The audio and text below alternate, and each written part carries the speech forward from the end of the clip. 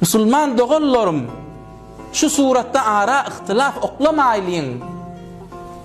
Cehr suratda da zikr aýtmaklyk hak, dogry, hofya suratda da aýtmaklyk da dogry.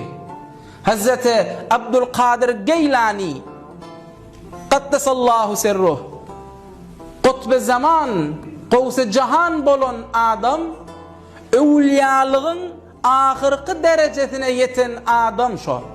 Näjirek şeýle bir derejä yetipdir.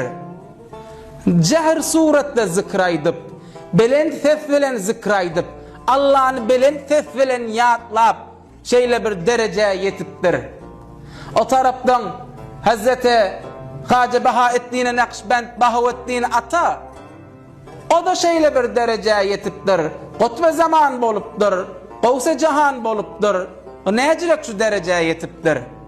Hofya suratda içinden zikr aýdyp, içinden Allah'ny ýatlap şeýle bir derejä yetipdir. Ewliýalygyň ahyrky nihayetki derejesine yetipdir. Musulman dogallarim, eger cehr zikr dogry bolmajak bolsady, Hazreti Abdülkadir Geylani şeýle bir derejä yetmerdi. O tarapdan hofya cehr dogry bolmajak bolsady, Hazreti Bahavettin Nakşibend şu derejä yetmerdi. Şulan ikisi ewliýalygyň nihayetki ahyrky derejesine baryp yetdile. O näme dip şeýle derejä yetdile? İkisi hak bolan soň şu derejä yetdile de şolar. İkisi dogry bolan soň şu derejä yetdile de. Amma mutaassifana bir tofar adamlar we bir tofar musulman dogallaryň baki dil yetirýärler falany zikr aýtdy, cehr suratda zikr aýtdy, o falany hofya dip zikr aýtdy. Şeýle eleki suratda bilmäni, etmäni, bedune hiç ittila'i ara ihtilaf oklaýarlar. Musulman bilen arasyny degirýärler, tefrika düşýär ara. Hormatly mu'min, musulman dogallarim, şu iki tarigyň da ikisi hak, cehr da hak, hofya da hak.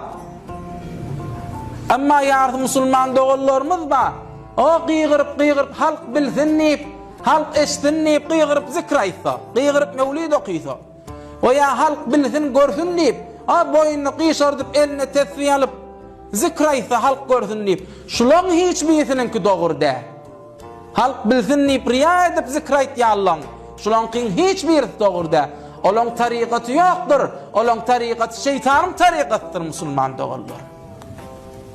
Sen zikr aýtjakmyň, sen tariqat işlejekmiň, halis muhlisany işläwer ö tariqatyny. Halka dil yetirmäýliň.